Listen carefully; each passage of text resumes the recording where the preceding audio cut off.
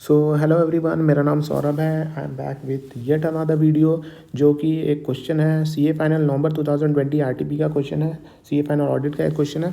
अब ये क्वेश्चन जो है वो डील करता है कंपनी ऑडिट के ऊपर एंड ऑडिट रिपोर्ट के ऊपर।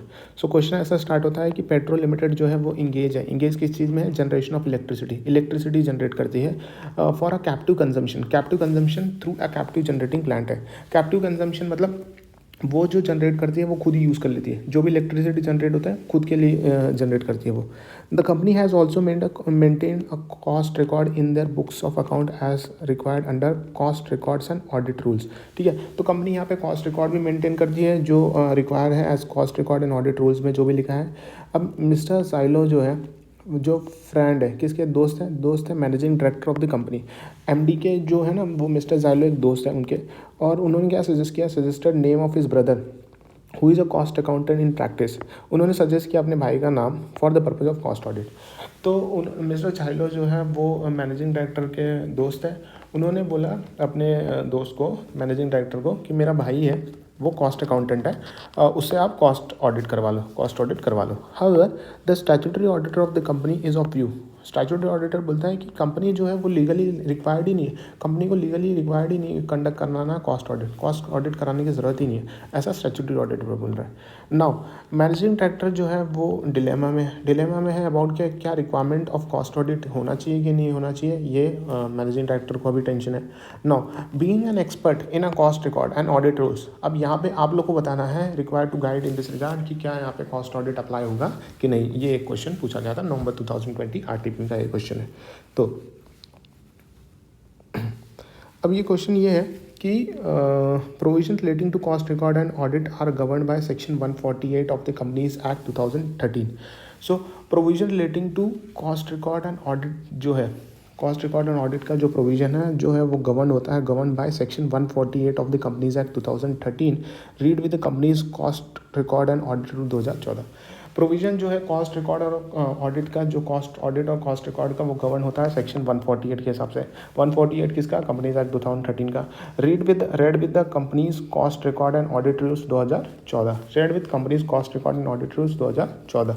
अब द ऑडिट जो है वो conducted under this section shall be in addition to the audit conducted under section 143। So जो 143 में जो ऑडिट होता है, स्टैट्यूटरी ऑडिट होता है, उसके एडिशन में आपको कॉस्ट ऑडिट करवाना पड़ेगा। सेक्शन 148 के हिसाब से ऑडिट करवाना पड़ेगा। ऐसा नहीं कि एक बार आपने 143 में करवा लिया तो 148 में नहीं कराना है। 148 में भी कराना पड़ेगा, 143 में भी कराना पड़ेगा, अगर सर्टेन कंडीशन यहाँ पे मीट हो जाता है। तो रूल 3 जो होता है वो companies cost record and audit rules बोलता है।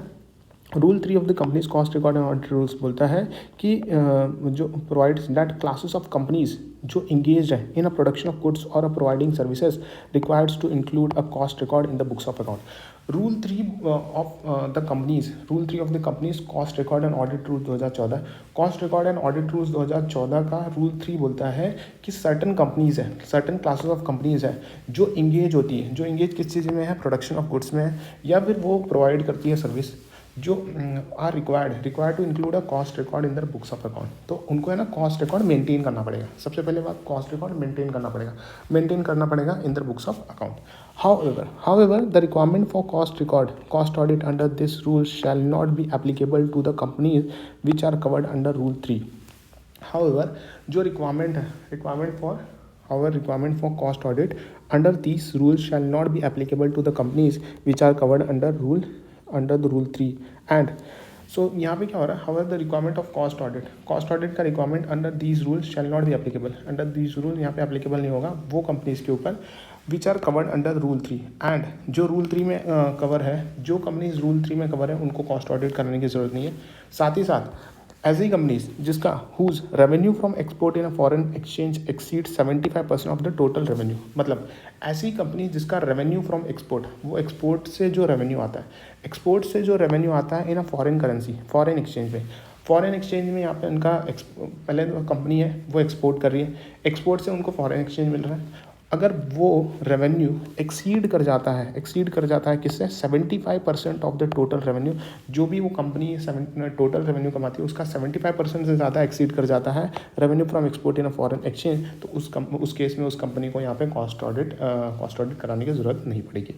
और और which is operating from special economic zone, ऐसी कंपनी जो ऑपरेट कर रही है स्पेशल इकोनॉमिक जोन में, उनको भी कॉस्ट ऑडिट करने की ज़रूरत नहीं है। तीसरा पॉइंट याद है, और which is engage in generation of electricity for captive consumption through captive generating plant. Okay, अगर कोई भी कंपनी जो इलेक्ट्रिसिटी जनरेट कर रही है for a captive consumption through captive generating plant, उसको भी यहाँ पे कॉस्ट ऑडिट कराने की ज़रूरत नहीं पड़ेगी। नाउ ये 3 पॉइंट है। सबसे पहले पॉइंट आता है कि रूल थ्री बोलता है कि रूल थ्री प्रोवाइड करता है कि ऐसे क्लासेस ऑफ कंपनी जो इंगेज है प्रोडक्शन ऑफ गुड्स और प्रोवाइडिंग सर्विसेज में, उनको कॉस्ट रिकॉर्ड मेंटेन करना पड़ेगा।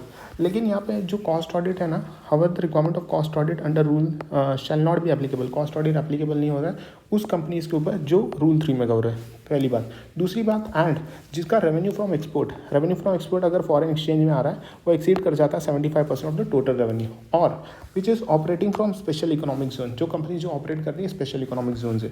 तीसरी बात, जो companies engage in generation of electricity for a captive consumption through captive generating plant, ऐसी कंपनी जो engage in generation of electricity for captive consumption to captive generating plant, उस कंपनीज को भी यहाँ पे कॉस्ट ऑडिट कराने की जरूरत नहीं पड़ेगी। सो इन केस में क्या हो रहा था, इस केस में हो रहा था कि पेट्रोल लिमिटेड जो है वो इंगेज था, किस चीज़ में इंगेज था, जनरेशन ऑफ इलेक्ट्रिसिटी। वो इलेक्ट्रिसिटी जनरेट कर रहे थे, और इलेक्ट्रिसिटी जनरेट किस लिए कर रहे थे, फॉर कैप्टिव जनरेटिंग प्लांट से। नाउ देयरफॉर यहाँ पे क्या हो रहा है, पेट्रो लिमिटेड के लिए यहाँ पे कॉस्ट ऑडिट कराने की ज़रूरत नहीं पड़ेगी, और क्योंकि वो फॉल करते हैं एग्जामिशन क्राइटेरिया में।